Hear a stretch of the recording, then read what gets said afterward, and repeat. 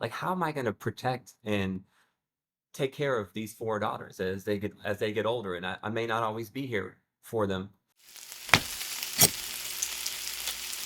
So I've got four daughters to think about, and every day as I get older and in this life of being a father, I think about, like, how am I going to protect and take care of these four daughters as they get older, and I may not always be here for them.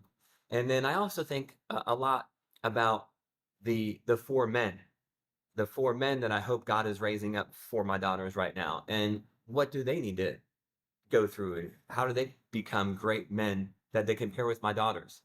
And I think about this when I'm here in the classroom, you know, when we're not cooking. I think about it when I am cooking, and because there's more to cooking than just cooking. There's the rest of life that goes with it. And so, in my prayer time, in my quiet time today, I was reading in Second Corinthians, in chapter 6, and and the starting in verse 14, it talks about that the do not be yoked with an unbeliever. For what do righteousness and wickedness have in common? Or what fellowship can light have with darkness? What harmony is there between Christ and Belial? What does a believer have in common with an unbeliever? What agreement is there between the temple of God and idols?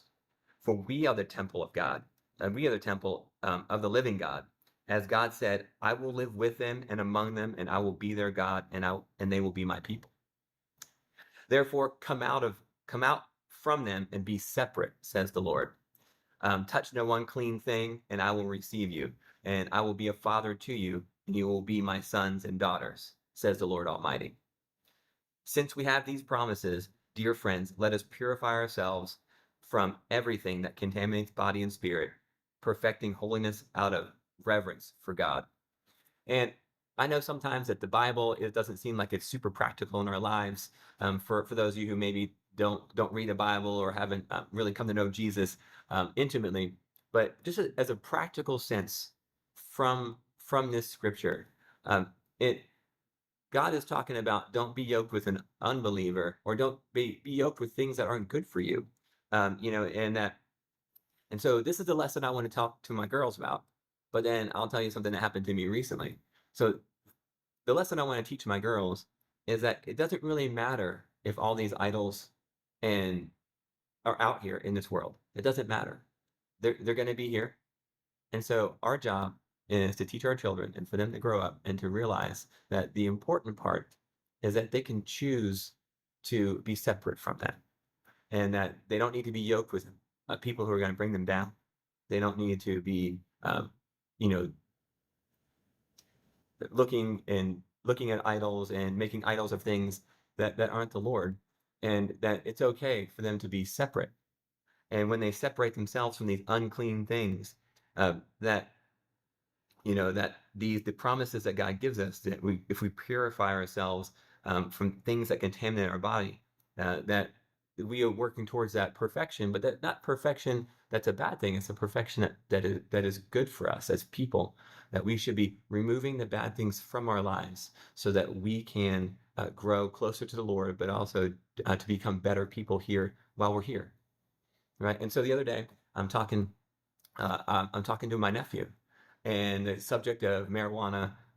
Well, he's 17 years old, and he is in the same boat that I was at 17 years old. You know, I was working at a restaurant and cooking, and in restaurants it can get pretty dicey. I mean, there's a lot of drug abuse and alcohol abuse and just bad influence like surrounding you at most restaurants. You know, you go out to eat and you think, wow, this food is fantastic, but what you don't know is what happens in the background is a lot of debauchery, a lot of crazy stuff, and I was part of that. And so we got to talking about that. And marijuana back when I was a kid was highly illegal, and you get arrested for small parts of it, which I almost got arrested for it at one point in my life.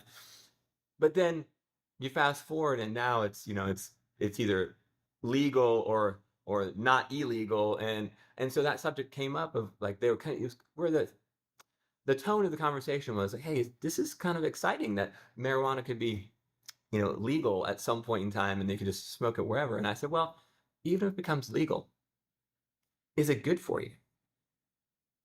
And that's where the conversation turned, because it doesn't matter if things are illegal. So speaking right to my girls, I got you four daughters. It doesn't matter if things are illegal or illegal. Ask the question: is it good for you? And I just continued to tell them that, there was a time in my life where I was doing those things, and it really set me back from the future. It set me back from having the good life. The good life for me didn't start till later, because I was suffering through all of that time of my life where it sounded fun and seemed fun, but it really wasn't. It was keeping me from all the good stuff. And he said, well, what's the good life then? And I said, well, the good life is where you have self-respect. And the good life is where you learn that giving and serving others is more important and gives you more joy than all the selfish acts of smoking pot and smoking cigarettes and drinking and partying. Like, that's just self-serving. But there's a pure joy in the good life in serving other people and being helpful to other people and having the self-respect that every day I wake up, I know who I am. And I'm not clouded by alcohol. I'm not clouded by, drugs. And it's been 20 plus years since I smoked cigarettes, and I used to smoke 2 packs a day and have a dip in like most of the time. And I'm not afraid to tell my girls those stories, because I'm not that person anymore. And there's a time when it comes, we need to persevere past those things. So I wrote about that, and I usually try to get a little word, Bible time every day, and read that these things in my journal. Kind of keep a journal. It's a fantastic thing to do. And so that's my lesson for today. Is it doesn't matter if it's legal or um, you know or if it's readily available. It doesn't really matter. The question that we continually need to ask ourselves is it good for you? And if you ask that question, I hopefully you'll start making the good decisions that will help you make good decisions that are good for you. Because if you make good decisions for you, then you can help make good decisions, or help others make good decisions as well. And and that's what I want. I want that for you, my lovely ladies, and I want that for those 4 men that are being raised up for my daughters right now. Is I want you. Hopefully, you're going to see this video, and you're going to say, "That's the wise thing to do," and so go do that.